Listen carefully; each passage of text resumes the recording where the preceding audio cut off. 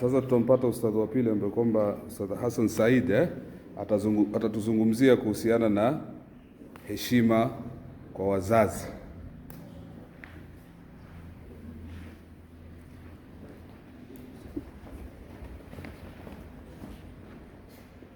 Assalamu alaykum wa rahmatullahi wa barakatuh. Alhamdulillahi alladhi ba'atha sayyidana Muhammadin bi kitabihi kash-shamsi kal-qamari idha talaha wa ala alihi wa ashabihi ulil fadli wal in'am. Allahumma salli ala sayyidina Muhammadin fil awwalin, salli ala sayyidina Muhammadin fil akhirin, salli ala sayyidina Muhammadin fil nabiyyin, salli ala sayyidina Muhammadin fil mursalin, salli ala sayyidina Muhammadin fil mala'i a'la ila yawmiddin. Rabbi shrah li sadri wa yassir li amri wahlul 'uqdatam min lisani yafqahu qawli. Wa ba'd. Baada ya kumshukuru Allah subhanahu wa ta'ala na kumtakia rehema na amani kiongozi wetu na Mtume sallallahu alaihi wasallam, tazungumzia heshima kwa wazazi. Kwanza kabisa,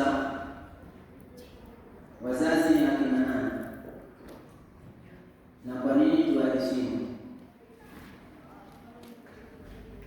Kwamba mimi na wewe kupatikana kwetu, wazazi ndio sababu ya mimi na wewe kupatikana katika huu ulimwengu. Licha ya kuwa kumheshimu mkubwa ni lazima kwamba mdogo amheshimu mkubwa, lakini pia wazazi pamoja na kuwa wao ni wakubwa, lakini fadhila nyingine kwamba wao wamekuwa ni sababu ya mimi na wewe kupatikana. Kwa hiyo kuna sababu nyingi za kuheshimu wazazi. Bwana Mtume sallallahu alaihi wasallam katika kuelezea utukufu wa wazazi wawili akasema kwamba al-ibnu al-baru la yadkhulu an-nar wal-ibnu al-aqu la yadkhulu al-janna. Mtoto ambaye kwamba mwenye kuwatendea wema wazazi wawili, mtoto kama huyo hatoingia motoni. Na sisi kila leo tunajilinda kwa Allah subhanahu wa ta'ala kutokana na moto. Kwa hivyo ili tuweze kuepukana na moto wa Allah subhanahu wa ta'ala, tufanye nini? Tuwe ni wenye kuheshimu wazazi wawili. Lakini ikiwa wewe hujali, basi utakuwa ni mwenye kuingia motoni. Ikiwa hujali, ikiwa unaudhi wazazi wawili, utakuwa ni miongoni mwa watu ambao kwamba Bwana Mtume sallallahu alaihi wasallam anasema kwamba ikiwa mtu atamudhi, atamfanyia mabaya wazazi wake wawili, basi mtu kama huyo ni motoni. Kwa hivyo ili tuepukane na moto, mimi na wewe tuwe ni miongoni mwa watu ambao kwamba wenye kuwadhii wazazi wawili. Allah subhanahu wa ta'ala ametuhusia ndani ya Qur'an, akasema kwamba wawasaina al-insana biwalidayhi ihsana. Allah ametuhusia sisi wanadamu kwa wazazi wetu wawili tufanye nini? Ihsana. Akaendelea Allah subhanahu wa ta'ala, miongoni mwa sababu ambazo kwamba zinazotufanya tuwafanye ihsana, akasema kwamba hamalatu ummuhu kurhan. Kwanza kabisa, ukija kwa mama, basi mama amembeba mwanadamu kama huyo ndani ya tumbo lake kurhan, kwa tabu. Na ukiona kwamba kina mama ambao kwa wajawazito vile zile tabu ambazo kwamba wanazipitia, na ukiona kama hivyo, jua kwamba mama yako pia alipitia tabu kama hizo. Pengine ulivyokuwa ndani ya tumbo lake ilikuwa kutembea kwake ni shida, anakaa kwa tabu, kulala kwake pia ni shida, usingizi kupata ni shida. Hizo ndio miongoni mwa sababu ambazo kwamba sisi zinatupelekea tuwaheshimu, tuwatii, tuwafanyie ihsani wazazi wawili.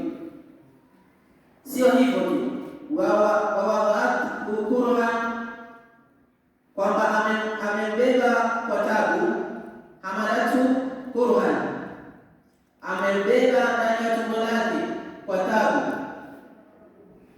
wawadhatu kurhan, na akamzaa kwa tabu. Na leo hii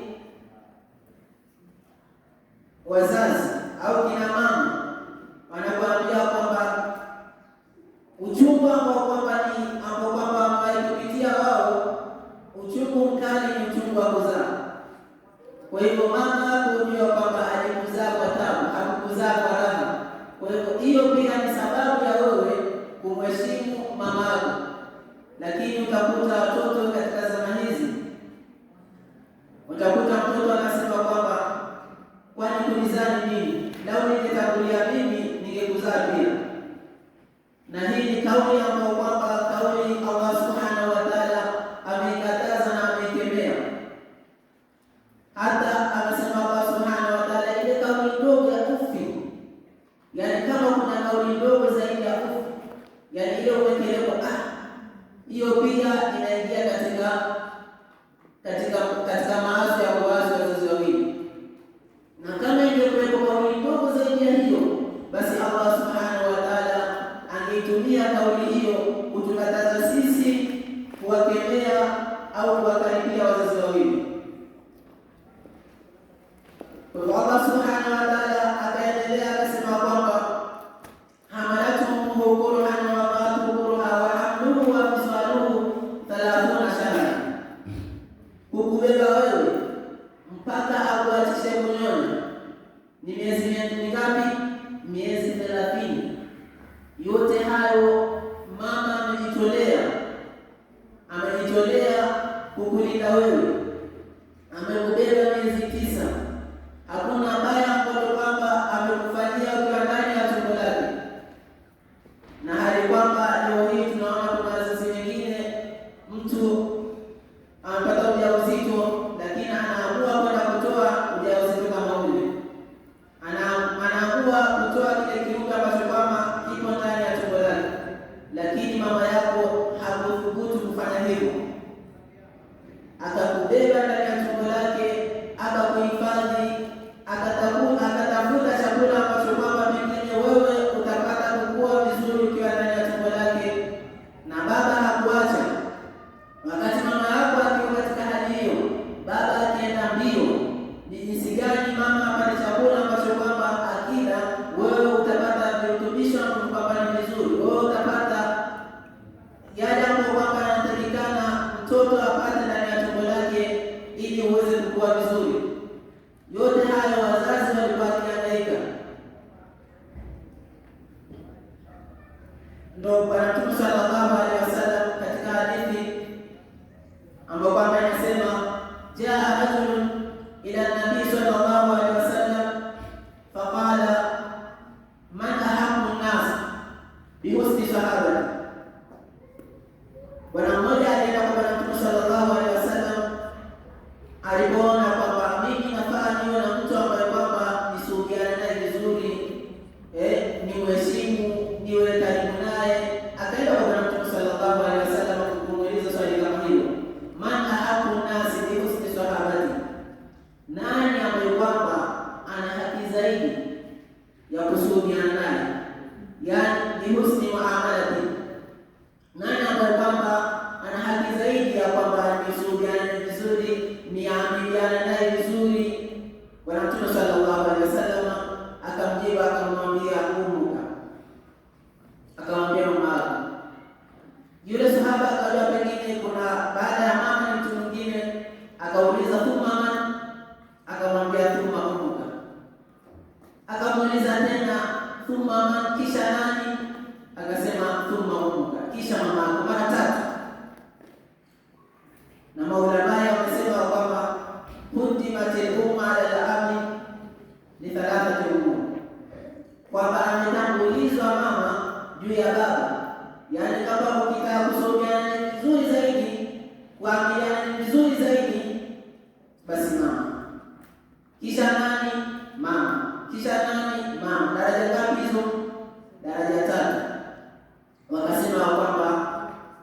lihamdiha, ametangulizwa mama kwa sababu katika daraja tatu, kwa sababu ya kumbeba kwake, kukubeba wewe katika tumbo lake. Mama ametangulizwa daraja tatu ambazo kwamba hawezi kushirikiana na mama katika hizo daraja tatu. Daraja ya kwanza ni hamdiha, kukubeba wewe katika tumbo lake. Tunajua kwamba wewe wakati mama amekubeba katika tumbo lake, baba pia alikuwa anashirikiana na mama, pengine kutafuta chakula, pengine kwenda huko na huku, akitaka kwenda hospitali ampeleke, amrudishe, lakini kwamba baba hawezi kukubeba katika hawezi kumsaidia mama wangu, labda kwamba wewe sasa umebeba miezi miwili, acha na mimi nimbebe huyo mwenetu miezi miwili. Hapo baba hawezi kushirikiana na mama katika jambo hilo. Ya pili ni wadaiha, kwa ajili ya kumzaa, ya kwamba mama ule uchungu wa kuzaa anaupata yeye mwenyewe, pamoja na kuwa baba pengine atalipa zile gharama za matabibu na hivi, lakini mama anapata uchungu yeye kama yeye. Kwa hivyo mama akatambulishwa kwa sababu ya mambo haya matatu: wa irdaiha, na kumnyonyesha kwake, na kwamba baba atajua kwamba hawezi kunyonyesha, lakini pia naye anashirikiana. Kwa hivyo wazazi ni dori muhimu sana sisi ya kuweza kuwaheshimu wazazi, na yoyote ambaye kwamba idha arada al-insan muwafiqan fi tijara au fi ilmi fa'lam anna lahu nasiban fi birri walidain. Ukimwona mwanadamu ameafikiwa katika biashara, katika elimu, basi jua kwamba yeye ana fungu katika kuwaheshimu wazazi wawili. Na sisi kama wanafunzi, sisi kama vijana, na si vijana, hata kama umekuwa mtu mzima lakini bado na wazazi wawili, basi unafaa kuwatii, unafaa kuwafanyia ihsani. Kwa hivyo ukitaka uwe na elimu au uendelee katika biashara yako, basi siri ni moja tu: wewe waheshimu wazazi wawili. Ndio Allah subhanahu wa ta'ala ya kwamba mwenye ambaye kwamba anawaudhi wazazi wawili, basi atakuwa ameudhi Allah subhanahu wa ta'ala, na ambaye kwamba anawafurahisha, anawafanyia mazuri, basi amemfurahisha Allah subhanahu wa ta'ala. Na katika aya nyingine Allah subhanahu wa ta'ala katika kutushajiisha akasema kwamba wa qala rabbuka alla ta'budu illa iyyahu. Allah subhanahu wa ta'ala amehukumu kwamba usimwabudu isipokuwa yeye. Ikija swali la kumwabudu, usimwabudu yeyote isipokuwa yeye Allah subhanahu wa ta'ala. Wa biwalidaini ihsana, baada ya ibada, kitu muhimu ambacho kwamba unachotakiwa kufanya birrul walidaini, imma yablughanna indaka al-kibar ahaduhuma au kilahuma. Huenda wale wazazi wakawa watu wazima au mmoja wao akawa mtu mzima, na wewe hajakuwa huko, fala taqul lahuma uffin wala tanharhuma wa qul lahuma qawlan karima. Basi usiwafanyie kuwaudhi, hata kwa neno ndogo.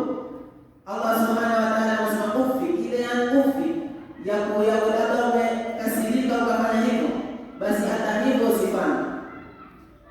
Wa qul lahuma qawlan karima, nasema nao kwa kauli ambayo kwamba yenye ikram.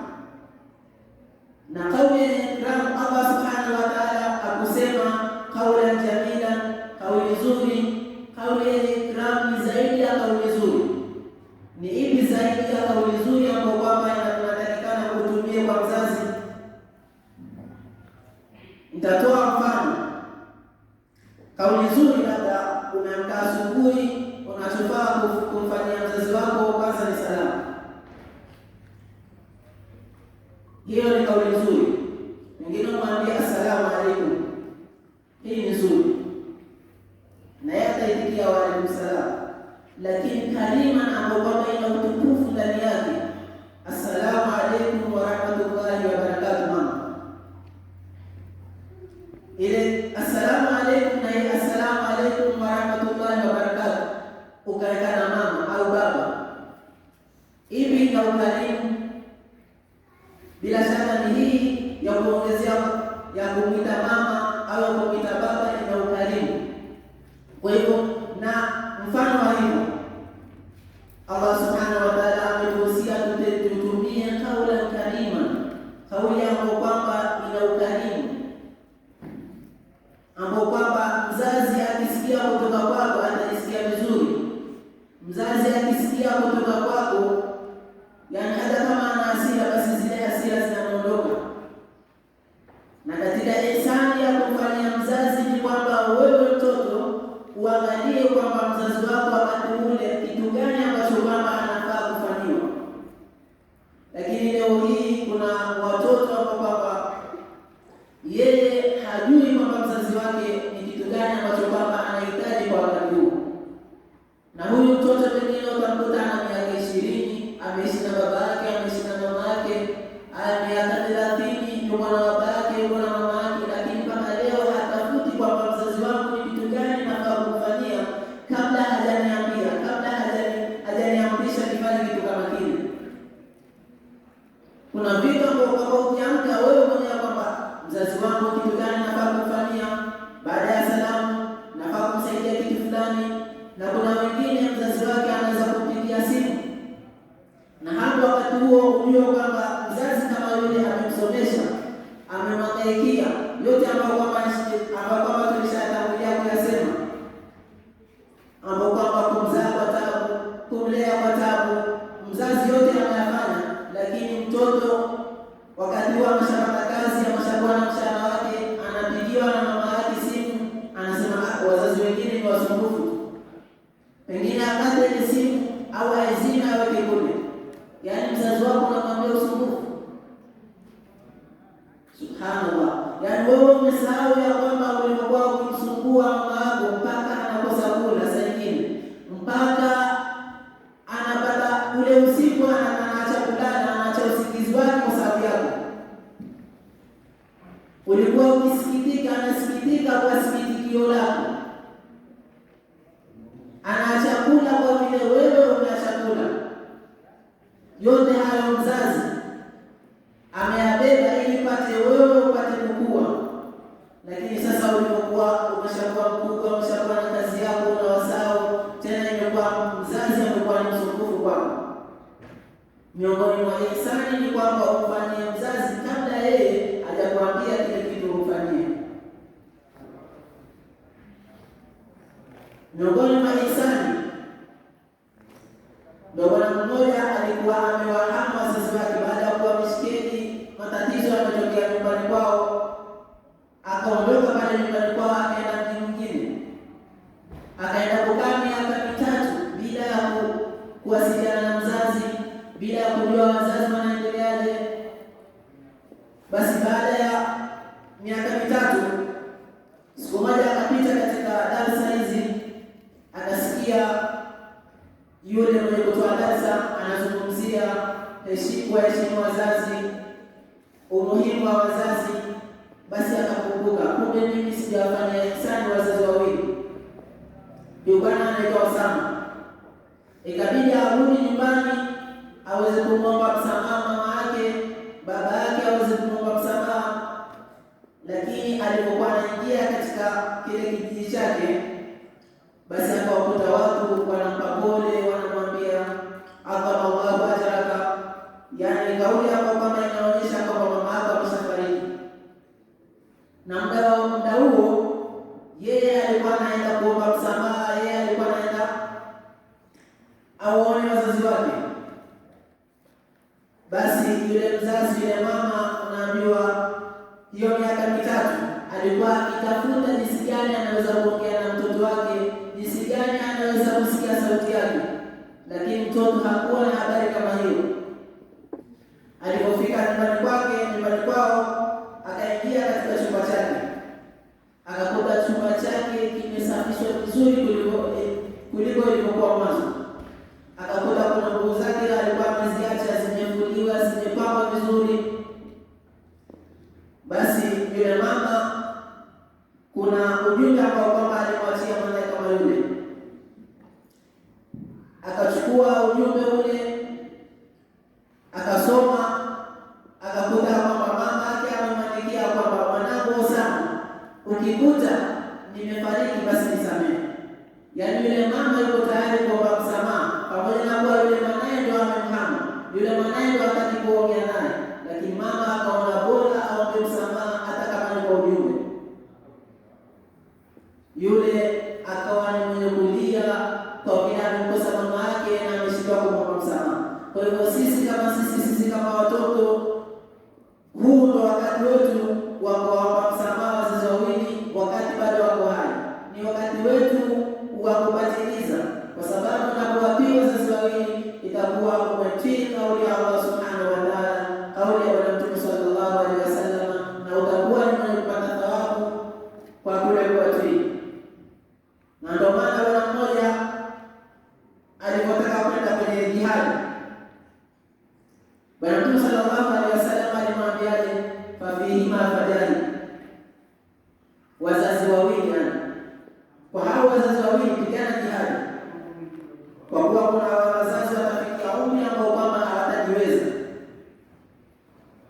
Ndio Allah subhanahu wa ta'ala, imma yablughanna ahaduhuma au yablughanna indaka ahaduhuma au kilahuma,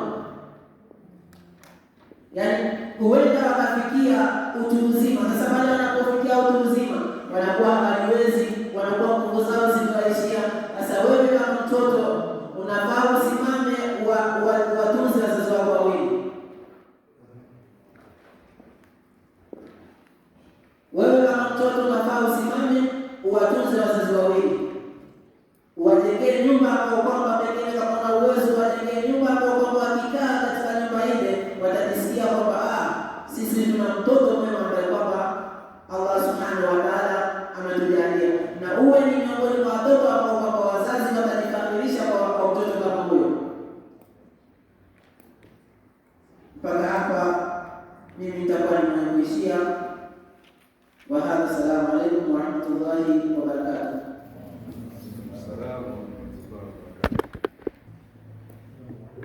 Wa alaykum salaam.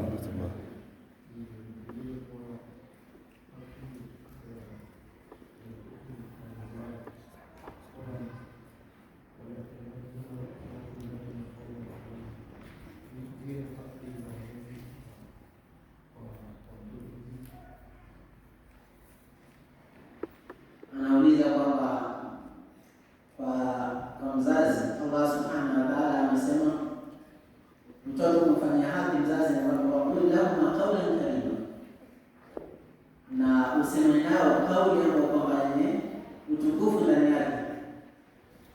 Baba ni mzazi kumfanyia ikramu mtoto pia ni jambo zuri katika dini, ni jambo zuri, au kuongea naye vizuri ni jambo zuri. Lakini kwamba inaweza ikatokea mzazi kama mzazi, yeye kama mkubwa akakukaribia, lakini pamoja na kwamba kukaribia ni nini, akakuzungumzisha pengine kwa hasira, lakini wewe kama mtoto hufai kumrejeshea kama vile alivyozungumza kwamba kwa ukali. Wewe hufai kumrejeshea kwa ukali. Yaani kwa mzazi anaweza kufanya kwa vile yeye ni mkubwa, yeye yuko juu yetu, anaweza kusema lakini ile akitumia kauli ya karima pia ni vizuri, azungumza na wewe vizuri, lakini wewe mdogo ni vizuri zaidi kuzungumza na mzazi kauli ya nini, yenye ukarimu ndani yake.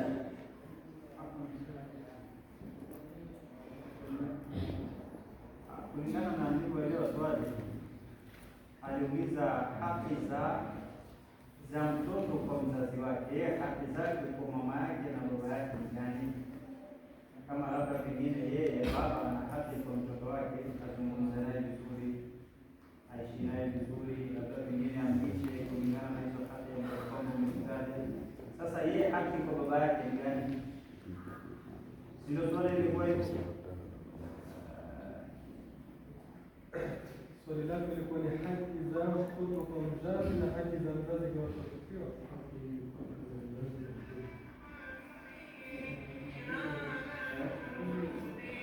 za mzazi kwa mtoto. Yaani baada ya kuamshajua haki za mtoto kwa mzazi. Sasa nataka niwe za mzazi zake kwa mama yake na kwa wazazi wake.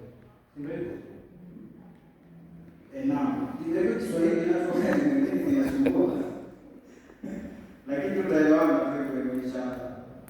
Haki za Ustadh ameelezea masuala ya kuheshimu wazazi, akatia ndani yake haki za ambazo kwamba wao wanatakiwa kumfanyia mzazi wao. Mtume ametaja kwamba ni nyingi na ni kubwa, kwa sababu kama sijasahau hizo sababu gani alipata mtoto ambaye kwamba alikuwa amembeba mama yake akawa anamzungusha kamba, akamuuliza kwamba je, itakuwa mimi nimetekeleza haki za huyu mama, nimemlipa haki yake? Akamwambia hata bado haujafikia, bado kabisa. Na Abdullah ibn Umar anamwambia hata haujafikia. Lakini sasa haki za mzazi kwa mtoto wake ni nyingi. Miongoni mwa haki hizo ni kwamba kwanza ampe jina zuri baada ya kwamba amemzaa, na kabla ya kumzaa amwandalie mama ambaye kwamba ni mzuri, amfundishe Qur'ani, amwombee dua, yaani na nyingine nyingi. Kwa hiyo kuna haki ambazo kwamba pia wewe kama mzazi, na labda pengine ni swali zuri, kwa sababu labda pengine wewe mbele utakuja kuwa mzazi, unatakiwa ujue kwamba haki za mtoto wako kwako ni gani na haki zake kwako pia ni gani. Yana haki zake kwako na wewe una haki zako kwake. Kwa hiyo sasa ni vizuri kwamba wewe mzazi wa baadaye uweze kujua kwamba mimi natakiwa kumlea mtoto katika malezi gani, na yapi ambayo kwamba ni lazima nimfanyie mtoto wangu, na yapi ambayo kwamba labda pengine namfanyie kama mapema.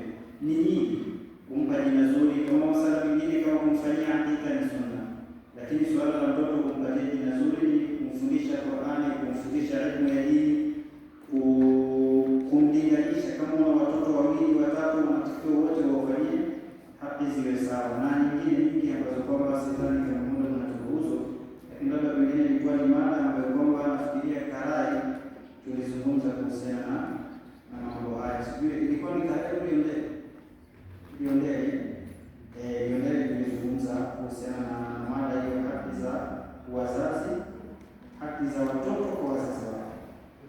Naam.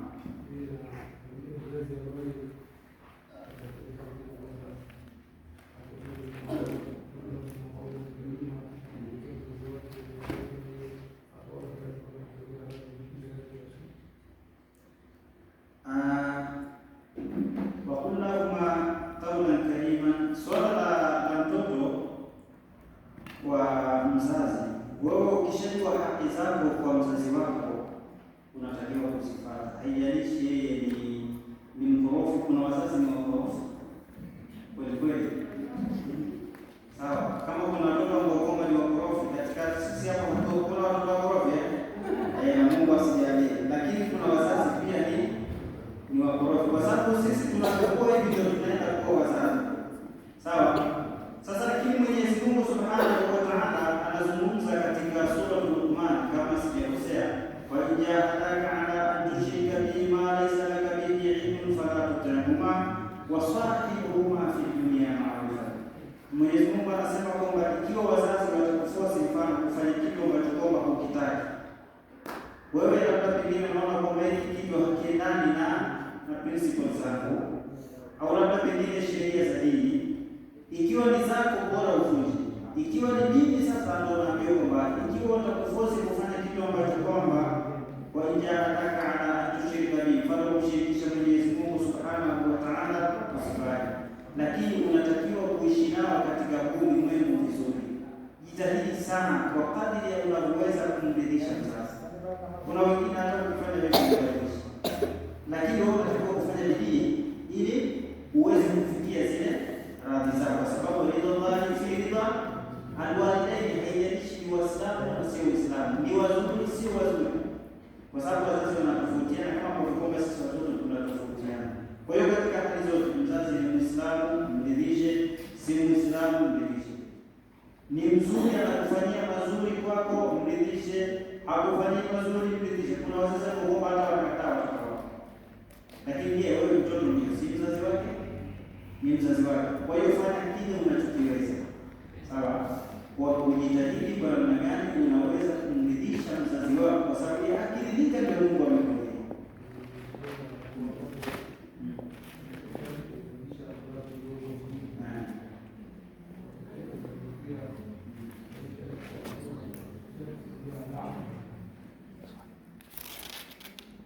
Laana ya mzazi. Kwanza tuje kwenye swala la laana ya mzazi. Anaweza kukaribie na usipate laana, na anaweza asikukaribie upate laana, sawa. Ikiwa hajakufundisha dini, ni yeye ndio ambaye kwamba atakuwa ni makosa yake, na ndio tulitaja kisa cha Sayyidina Umar radhiallahu anhu, ambaye kwamba alikuja mzazi mmoja mbele ya Sayyidina Umar radhiallahu anhu kumshtakia kwamba mtoto wangu mimi ananikosea adabu. Alipokuja Sayyidina Umar radhiallahu anhu, yule Sayyidina Umar akamlaumu huyu mtoto, kwa nini wewe unamkosea adabu mzazi wako? Lakini yule mtoto akamuuliza Sayyidina Umar radhiallahu anhu, kwani mimi sina haki kwa baba yangu? Akamwambia haki nazo. Kumwambia haki gani? Akasema kwanza kutumikie mama ambaye kwamba ni mzuri. Leo sasa imekuwa kwamba mitaani sisi tena kama sisi vijana ndio tunana, tunaenda kupatana na mtu, unachukua unakaa unapata mtoto na kwenda, yaani kwa sababu ya kuangalia zile hawa za nafsi, matamanio ya nafsi yako. Ndio maana watoto wengi wanateseka kwa sababu ya shida kama hizi. Mama huwa wale wazazi huwa ambao kwamba labda pengine wengine hata sio wazazi. Kwa mfano kama sisi kuna watoto ambao kwamba tunaona wafumfua wanazaa, huyu hata hajui kama yeye ndio uzazi mbolea ni wengi, sijui huku, lakini kule kwetu Kiranga wako wengi sambulizo, ambao kwamba wengine tunawajua na wengine labda pengine wameishi mahali kusaidiwa tu na wamekuja na watoto. Sasa inakuwa ni mitihani kidogo. Sasa huyu mama huyu hajui kulea nini, hata hajui kisa mtoto ni nini, yaani yeye yuko analea vile kwa vile mtoto yuko anafanya hivi, na hivyo anahitajia msaada. Sasa mama kama huyu utasema. Kwa hiyo huyo amefanya tafsiri, amefanya upungufu katika kumfanyia hivyo. Kwa hiyo wewe ikiwa umemkosea kwa sababu hajakufundisha, wewe hujui kwamba linalofanya si makosa, basi itakuwa mbele ya Mwenyezi Mungu Subhanahu wa Ta'ala, itakuwa kwamba si makosa, hauwezi kuandikiwa makosa. Shida ni kwamba wewe unajua kwamba mama anatakiwa kumfanyia hivi na hufanya. Kuna wakati mwingine mambo mengine kibinadamu tu unakataa. Kwa mfano kama kuna watu ambao wanafikia kuwapiga wazazi wao, wengine kuwatusi wazazi wao. Kama hili swala la kutusi linakuwa ni swala baya sana, baya ambalo kwamba ndio limeenea kwa sana. Sisi watoto wa leo tunapenda sana yetu, tunashuhudia kama vile mama zetu au baba zetu tunalingana, tunasema ile high freedom. Sasa tunataka freedom. Kwa hiyo wewe na baba yako ni sawa sawa, wewe na mama yako ni sawa sawa, wewe na ustadhi ni sawa sawa. Hichi ndio kitu ambacho kwamba kinatuharibia freedom. Tunafaa iwe na mipaka. Sisi tunafaa kuangalia dini inatuamrisha nini. Ukishajua kwamba unatakiwa kumkaribia mzazi, basi ni bora kuondoka kumwacha. Lakini ikiwa kwamba imetokea kwamba hujui, basi hapo kuna makosa, lakini baada ya kujua hutakiwi kufanya. Hata kama unaona kwamba mzee yuko juu vipi, basi ni bora wewe ushuke kwa ajili ya kupata radhi, kwa sababu radhi zake ndio radhi za Mwenyezi Mungu. Lile sawa ambalo kwamba si unajua, wakati mwingine inaweza kuwa sawa kwake, anaweza kutuma nenda kanichukulie pombe. Kuna wazazi wa Kongo wanalewa Waislamu, unajua kweli, ukataje tena amekuwa peleka katika swala la haramu, au labda pengine mtu amesilimu anapokwambia wewe toka katika Uislamu. Kwenye mambo mengine mzazi huwezi kumfuata, yakiwa katika masala ya dini au ni haki yako, labda pengine unaweza hata ukaiacha, lakini haki ya Mwenyezi Mungu simama nayo. Sawa, kama swala unakataza swala, mzazi anakataza ile swala, au kufunga au masala mengine ambayo kwamba yanafungamana na ibada, unatakiwa kusimama na Mwenyezi Mungu Subhanahu wa Ta'ala.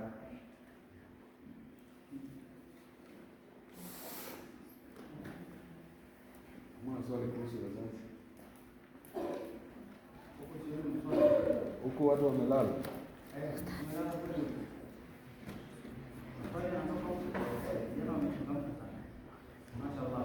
Hatuna maswali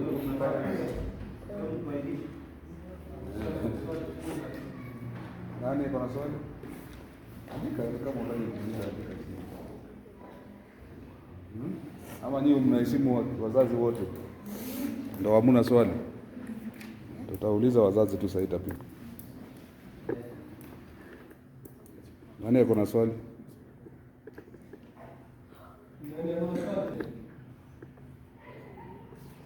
Kuna mwingine kuna swali?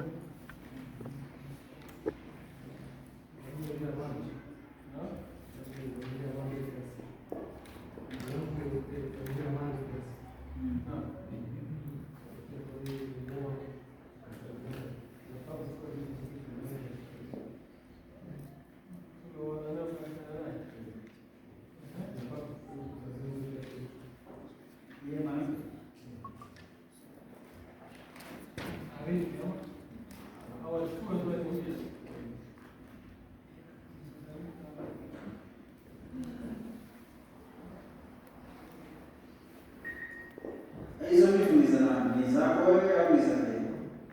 Au ni zenu kwa pamoja? Ni zako, ni haramu. Ni haramu kabisa. Na ndio makosa mengi ambayo kwamba yamefanyika leo imepelekea, kwa sababu ya tamaa zetu ambazo kwamba tuko nazo, tunaingia katika kula haramu mara nyingi. Ndio maana hata wakati mwingine tunasema kwamba inapatikana mtihani hata kwa wale watoto, kwa sababu katika jambo ambalo kwamba ni baya sana linalofanya kumharibu mtoto ni kumlisha haramu. Wewe umechukua kitu ambacho kwamba sio chako. Kwa mfano, ukiingia katika ndoa, kuna wewe unafaa kumiliki na mke anafaa kumiliki. Kilicho chako ni chako na cha mke ni chako. Wewe ufai kuchukua chake na yeye afai kuchukua chako hapo. Sio kweli ambayo kwamba yeye ni haki yake. Sasa leo tuko kwamba mmeachana, alafu mwanamke anakwenda huko anashtaki, labda pengine nusu ya mshahara wako yanapewa au nusu ya mali yako yana. Hii ni makosa, ni haramu, ni kuna haramu, ni dhulma. Na ndio sasa imefikia wakati kwamba watu wanalalamika, wanaume tunalalamika kwamba inakuwaje kwamba hakuna sheria za kuwatetea hawa wanaume, kwa sababu hii ni haramu. Kama mimi natakiwa kumsimamia mtoto labda pengine anatumia mtu analipa 1,100, mtoto anatumia 50 kwa mwezi,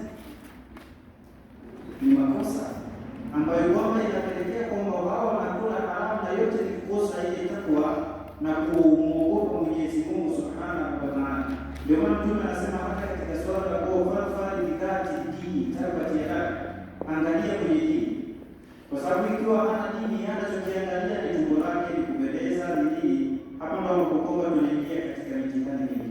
Mtoto analishwa haramu, sawa, ilikuwa kwamba anafaa baba amhudumie huyu mtoto, lakini sio namna hii.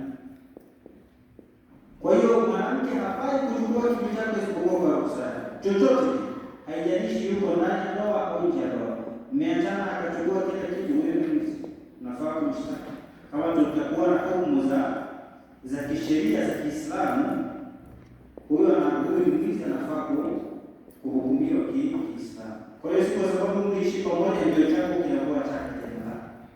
Hiyo haipendezi. Kuna zile haki zinarudi pale pale, wewe mlishe na yeye abaki katika msingi yake na wewe abaki katika msingi yako. Mali yake ni yake na yako ni yako. Kama hajakupa ni yake, na wewe kama hujampa bado inakuwa ni yako. Hatuzungumzii kuhusiana na haki ambazo kwamba wewe unazo unatakiwa kuzifanya, kama kumlisha, kumvisha na masuala ya kumpatia sehemu ya kuishi, lakini ameshatoka huyo hafai kupewa tena. Kama ametoka kwa yeye mwenyewe tu bila makosa yoyote, inaacha hafai kupewa chochote. Labda ingekuwa ni vizuri pia tuweke durusi kama hizi wakati mwingine kuweza kuelezana haki za mke kwa mume wake ni gani na haki za mume kwa mke wake pia ni gani, lakini leo ni wazazi na watoto. Salamu alaykum. Question?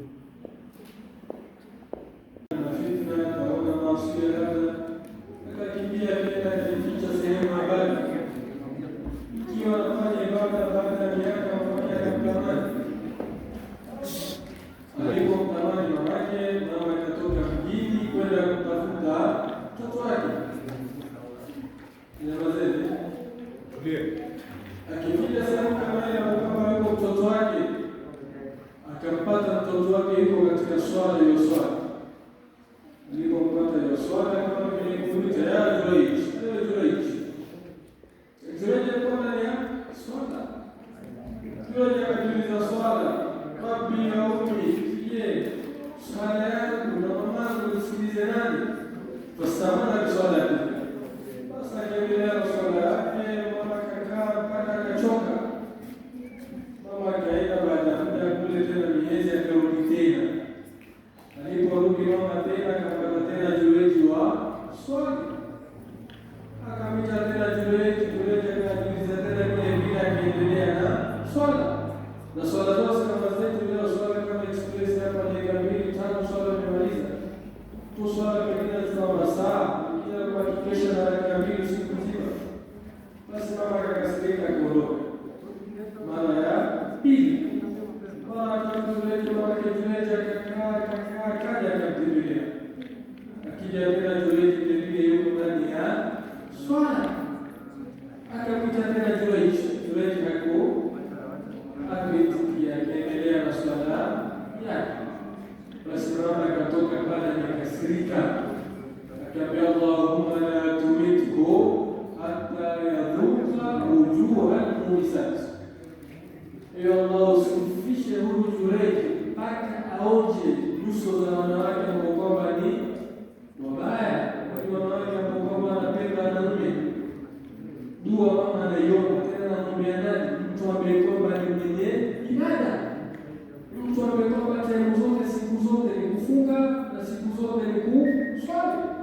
Akiwa mikono anamwambia Allah, nimekuja siku 3 na kila kitu hichi na kuomba usimfishe hata yadhuka wujuha al-muisat, mpaka aonje nyuso za wanawake wabaya. Basi kule mjini watu wanamchukua ambaye kwamba mwanamke anajidai wanaongea jinsi jalala naye yote ishamaliza, hamfai yote. Kuna mmoja akaambia kwa mtu mmoja ambaye kwamba hujamweza na hautafikia aitwa Jurayj.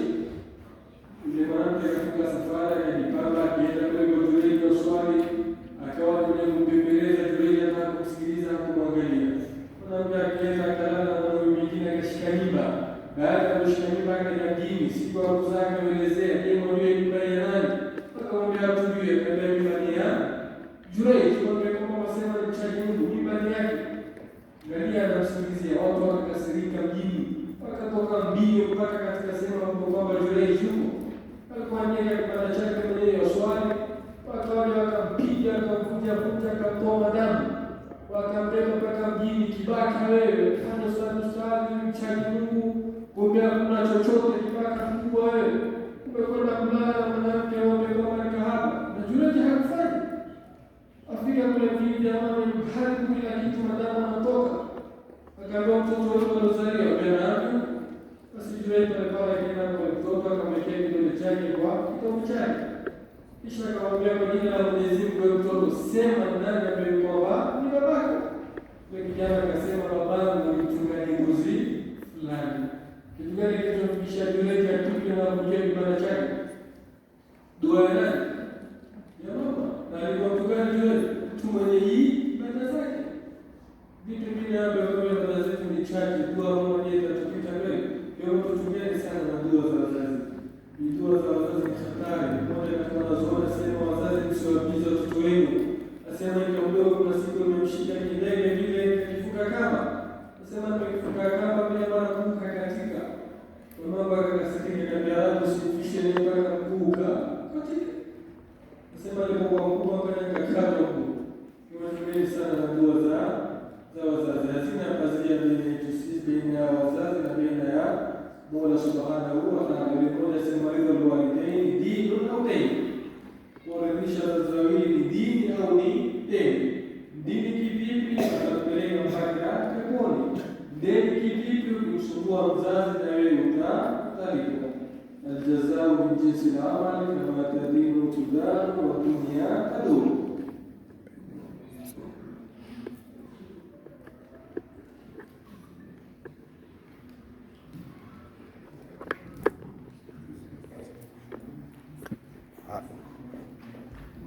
Haya, sasa maswali naona yamekuja hapa, tutayauliza baada ya Sheikh Ali kuzungumza inshallah. na mengine kama unataka kuiandika, andika tu nipatie, tutauliza bila kuuliza ni nani ameandika. Kwa hivyo sasa tutamkaribisha Ustadh Ali naye atuzungumzie kuhusu, tumezungumziwa kuhusu heshima kwanza tumezungumziwa kuhusu heshima kwa nani? Alafu heshima kwa, sasa Ustadh atatuzungumzia kuhusu heshima kwa watu wazima.